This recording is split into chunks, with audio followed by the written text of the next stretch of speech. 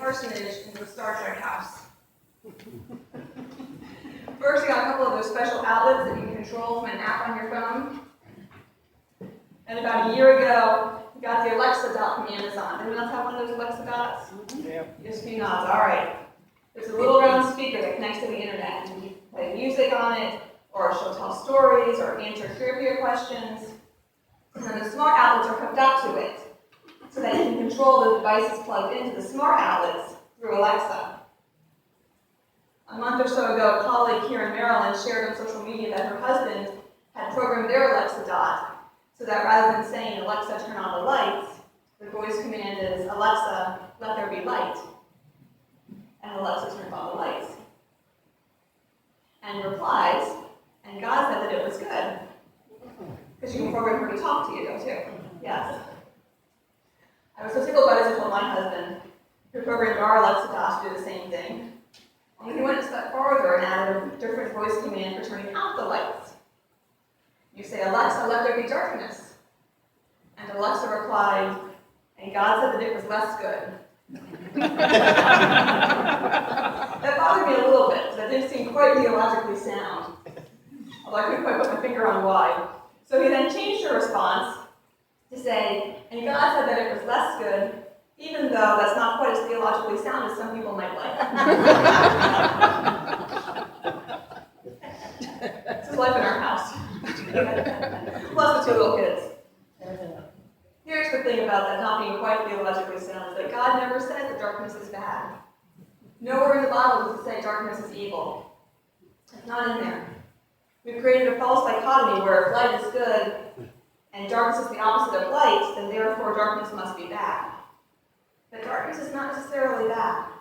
You can't see the stars out if it's dark, if it's not dark. Part of the advantage of living here as opposed to in Baltimore, right? I see a whole lot more stars when we live here than we used to live in White Marsh. You can't see as well a bright flame of a candle if it's in broad daylight. In the Gospel of John this morning, we read that the light shines in the darkness, and the darkness does not overcome it. The darkness does not overcome the light, nor does the light overcome the darkness. They both exist together. In the beginning, in Genesis 1, God created the heavens and the earth. The earth was formless and empty, and darkness was over the surface of the deep. And the Spirit of God hovered over the waters. In the beginning, there was God, there was the earth, as some kind of void, there was darkness, and there was water. And then comes the first dawn. God said, let there be light. And there was light, and God saw that the light was good. And he separated the light from the darkness. God called the light day, and the darkness he called night. And there was evening, and there was morning the first day. God never judges the darkness. God never says it's less important or less good. God says the light God created is good. And you need both the light and the darkness, the day and the night, to make up one whole day.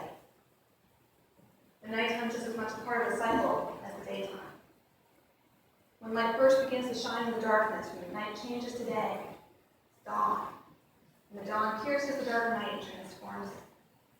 The sky begins to lighten, even before the sun first peeks over the horizon. It's reassurance that life again continues. And here in the third verse of Silent Night, Jesus' birth is called the dawn of redeeming grace. Jesus' birth is the dawn of redeeming grace. It's the beginning of it. What is it? Grace is unconditional love. Love with no strings attached. Love that loves no matter what. That's what makes it so amazing. That's how John Newton went from transporting kidnapped people or sail across the ocean to becoming an Anglican priest. During one horrible storm, he who did not believe in God called on God for mercy. And God granted him mercy in the storm.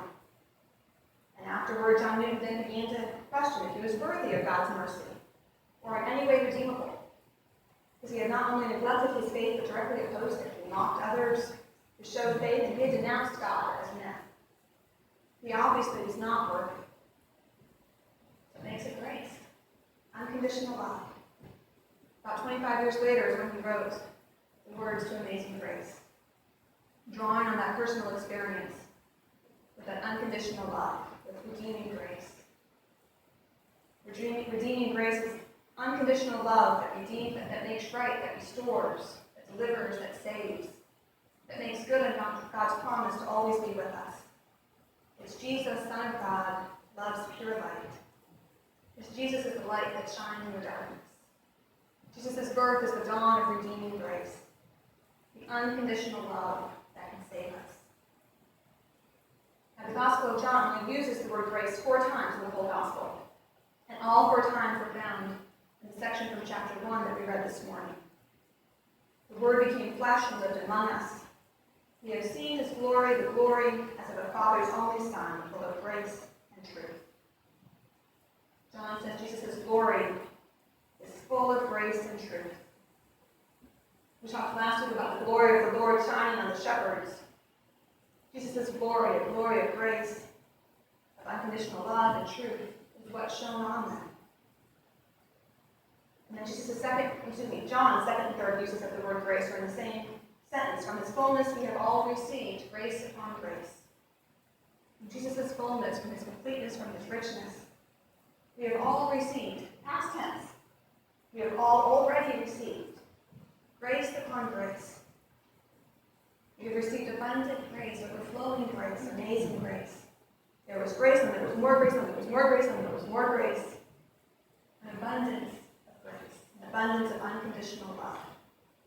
It's love that says, I love you no matter what, and nothing can change that. Period. And the 4th place John uses grace is to more fully define what to expect from Jesus. He says the law was given through Moses, grace and truth came through Jesus Christ. The law was given through Moses, the 10 Commandments, the Deuteronomic laws, those in Exodus, Leviticus, Numbers, and Deuteronomy. Even though they weren't all written in Moses' lifetime, they're all attributed to him. The law came through Moses, of here's how to live, here's how to be God's people, here's what's expected of you. And then grace and truth came through Jesus. I don't know if there's a lot of falsehood in the law, but there wasn't necessarily much grace. The law can be applied gracefully, or it can be applied quite stringently. Let's look at an example from John chapter 8. I'm going to use a paraphrase that was written by a colleague of mine from the Western North Carolina Conference. Once there was a woman who had broken the law. Perhaps she had even broken the law to support her family. The authorities dragged the lawbreaker before Jesus. The law is clear, they said. The law says this woman must be stoned. What do you say? Jesus bent down and wrote with his finger on the ground. He was silent. One of the authorities said again, Jesus, the law is clear. The law says we must stone this woman. What part of the legal don't you understand? Jesus straightened up and said to them, but he or she who is without sin, but he or she who has never broken the law, cast the first stone. And then Jesus bent down and wrote with his finger on the ground again. He was silent. And one by one, the authorities judged themselves. They dropped their rocks and walked away. Jesus straightened up again and said to the lawbreaker, woman, where are they now? Has no one condemned you? No one, sir, she said, her eyes fixed on his drawings on the ground. Neither do I, the judge said. Go your way and sin no more. Having saved her once, Jesus saved her again. The one who could, the one without sin, refused to cast a stone. Now listen to what's going on here. Jesus doesn't deny the need for the law. Jesus doesn't pretend that sin isn't sin.